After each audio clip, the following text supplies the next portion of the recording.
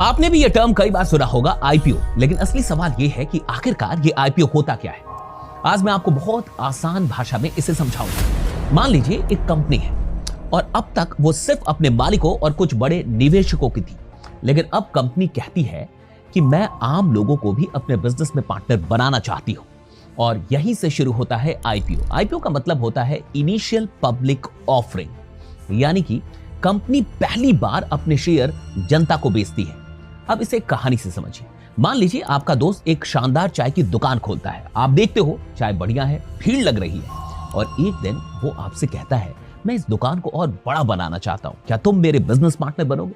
आप पैसा लगाते हो और बदले में आपको दुकान का एक छोटा सा हिस्सा मिल जाता है। बस यही होता है आईपीओ। कंपनी कहती है आओ मेरे बिजनेस में पार्टनर बनो।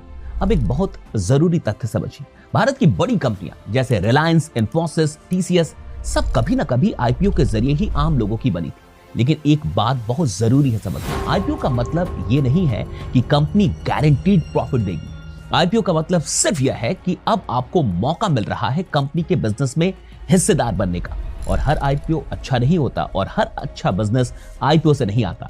इसलिए आईपीओ में पैसा लगाने से पहले सोचना, समझना और जांचना बहुत जरूरी है। याद रखिएगा, आईपीओ कोई लॉटरी टिकट नहीं है। आईपीओ एक बिजनेस में एंट्री का दरवाजा है। जो लोग आईपीओ को लॉटरी समझते हैं वो पैसा गंवाते हैं, और जो लोग आईपीओ को बिजनेस समझते हैं वो वेल्थ बनाते हैं।